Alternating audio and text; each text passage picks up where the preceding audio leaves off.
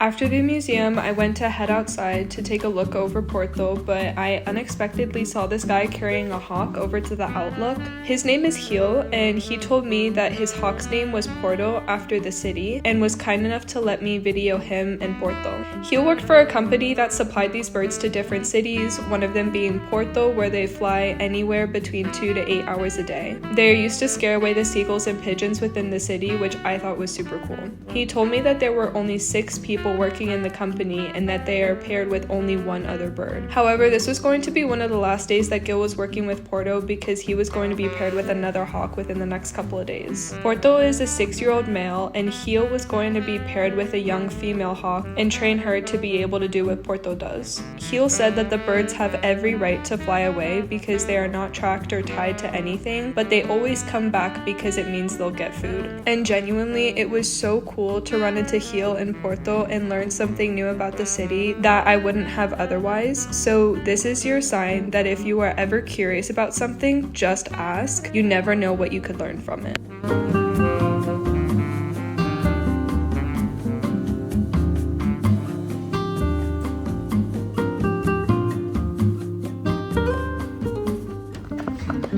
It's us and the Digicam against the world right now. Us, Portugal, and the Digicam.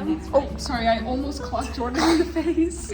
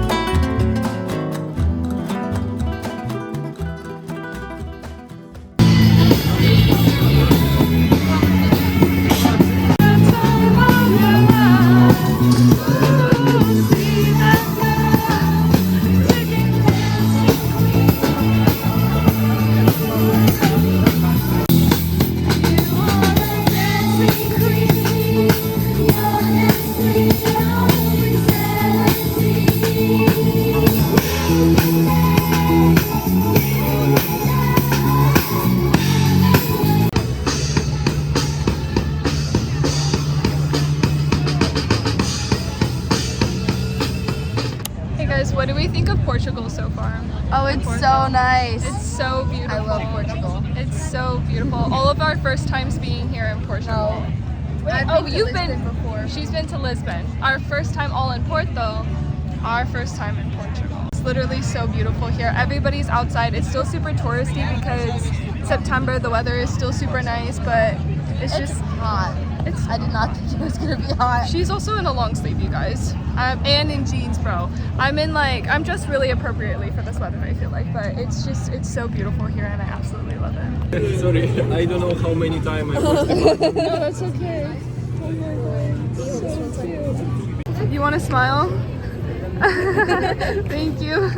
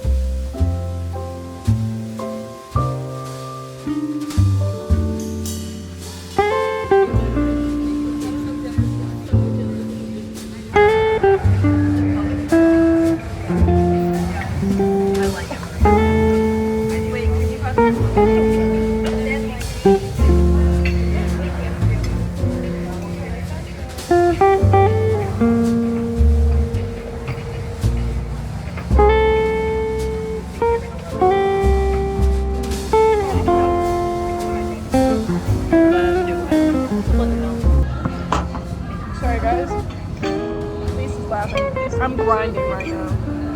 What? I'm grinding right now. Control yourself.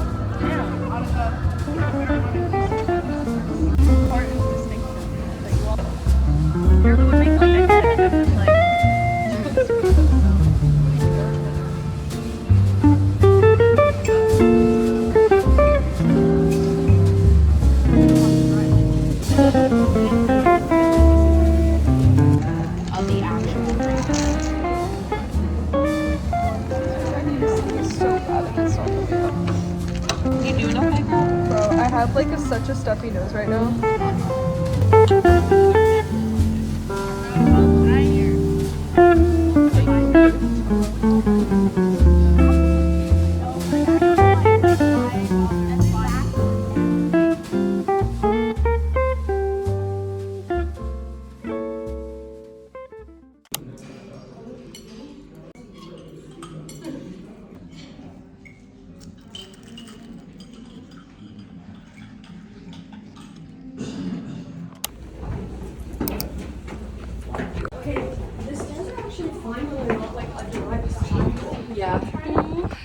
We're walking up the tower now to get to the very top and see the view of overall Portugal. It's such a nice morning out right now, but it's supposed to start raining a lot tonight and remain cloudy for the day.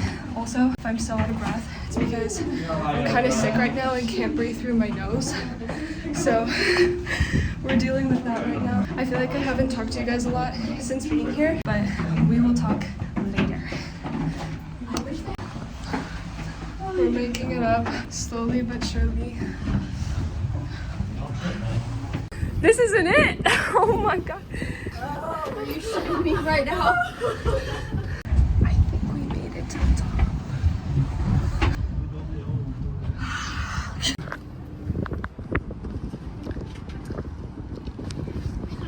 So the next set is These used to be the actual stairs, and then they had to replace them with new ones. Isn't that insane? I'm really happy I'm not walking. Imagine walking up Bella Hadid stairs. Imagine walking up this whole tower on just those little steps. That's crazy. So yesterday on our way to the water that's over here, we walked down that way and then down that street and then made our way through the city like there to get to over there.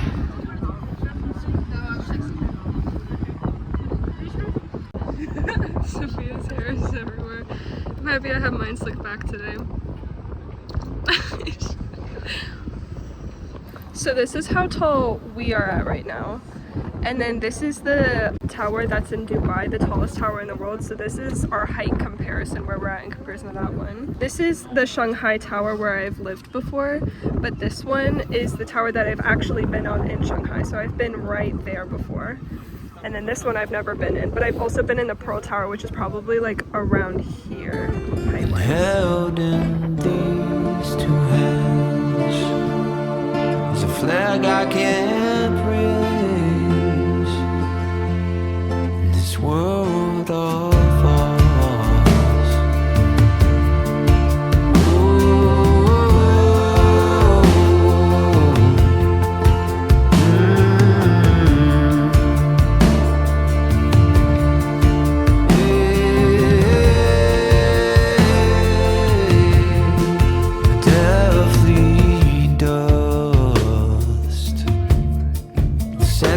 And everything used to veil down. There's not much that we can do but chase a dream. No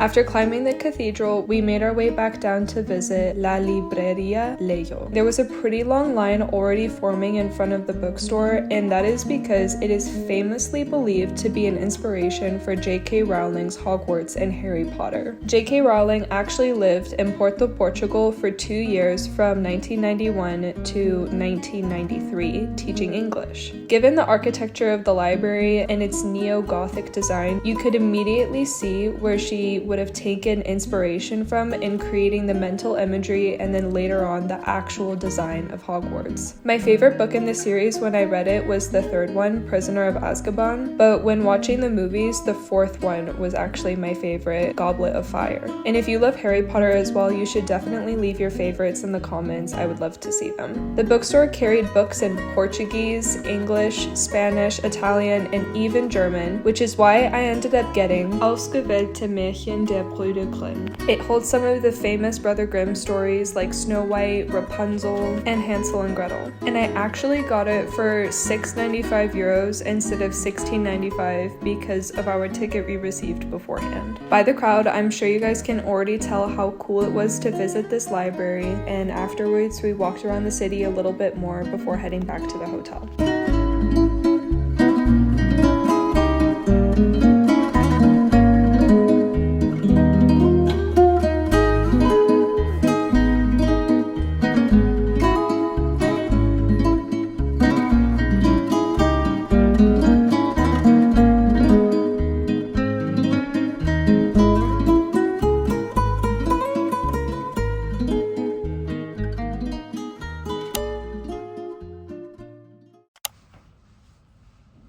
Hi vlog.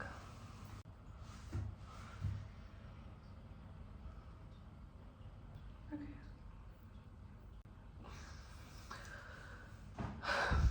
It's been a minute since you guys have seen me.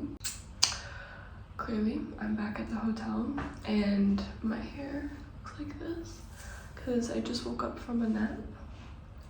I wanted to show also the realistic side of traveling because a lot of when we do day trips and stuff like that, like to Segovia and the other places that you saw, we do like the entire day and there is no rest, but a lot of times we do get a rest. Or not a lot of times, sometimes we do get a rest in the middle of the day. Portugal is one of those days. We went to the bookstore, which you guys saw. Afterwards, we went over, oh my god, my hair. I'm just gonna do that.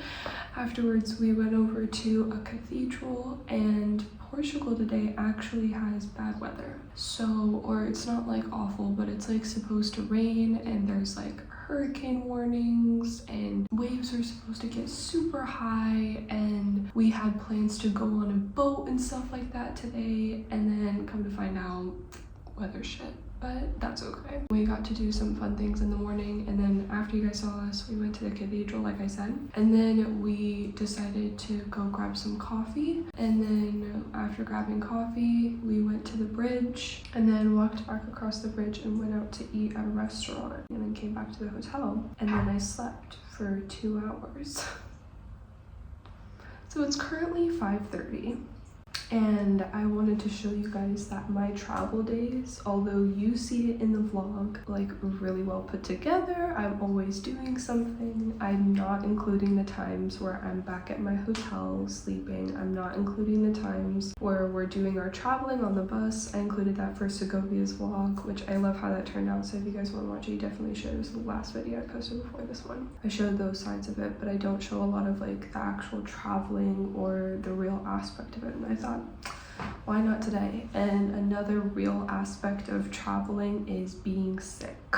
And right now I'm not like contagiously sick or anything like that. Like my stomach isn't hurting really bad, but I have like a really bad cold right now, and I have like a hard time breathing sometimes. I really need to sneeze, and then sometimes I do and sometimes I don't, which is always annoying. I can like barely hear, and so like I've been dealing with all that sickness while in Portugal. And so I wanted to tell you guys like the 2 ways that I combat sickness, like 2 mental ways, and then I'll give you a couple tips like physically that you can do while you're traveling abroad and you're sick, and what to like prioritize. But the 2 mental things I'm talking about are like mindsets, and to me these mindsets are way more helpful than the physical things that you can do to help with sickness. One of them, I focus a lot on gratitude for when I do have my health. So when I am sick, and this like goes not even when I'm traveling, this goes like if I'm back at home too, a lot of times like if I just remember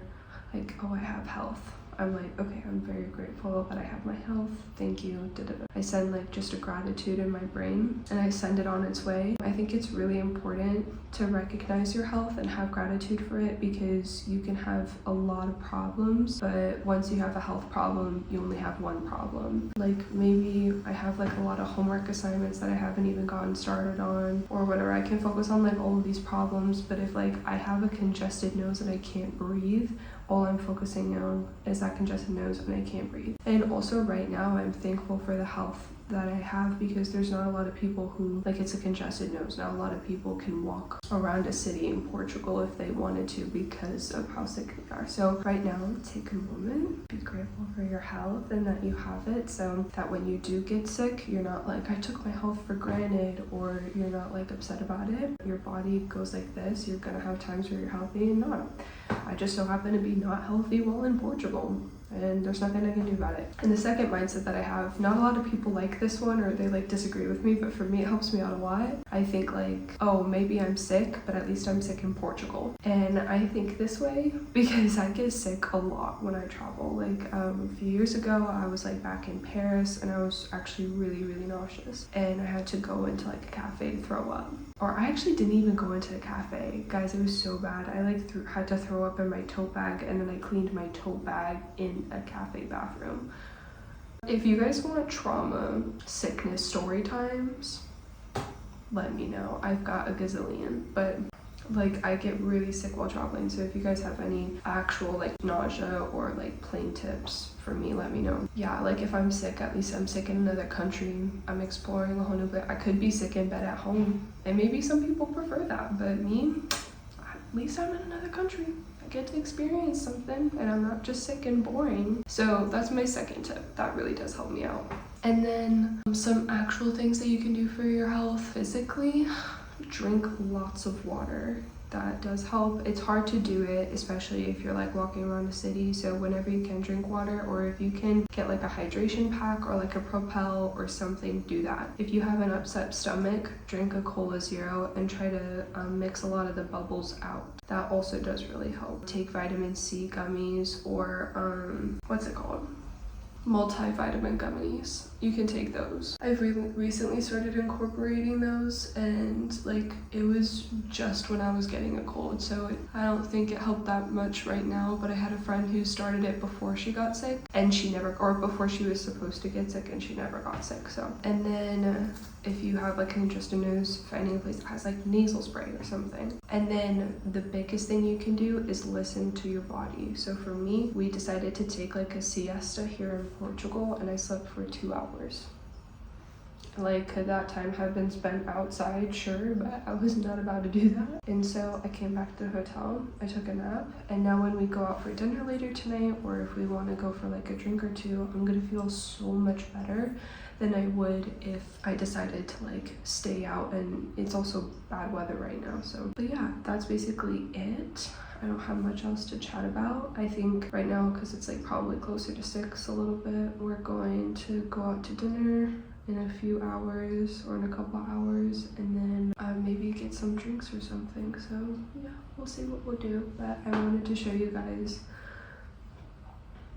a more real aspect to traveling, and my travel days are not all perfect. Like, and by the way guys, naps are my favorite thing in the world. So to me, I had a lovely time napping. Like, this is exactly what I would want to do on vacation if I was like feeling like this. So I'm very grateful and happy I got to take that nap, because now I'm feeling amazing.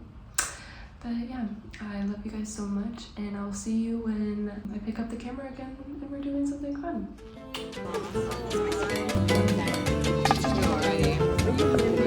No.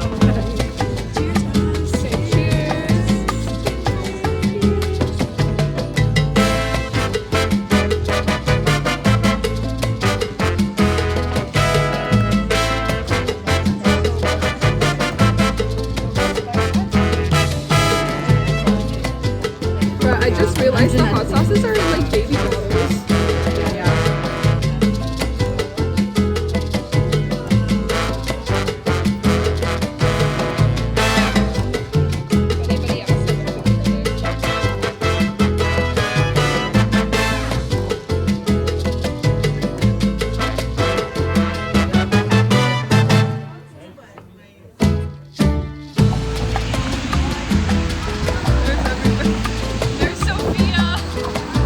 Underneath her jacket, we're walking to another bar. It's raining. Hopefully we get there.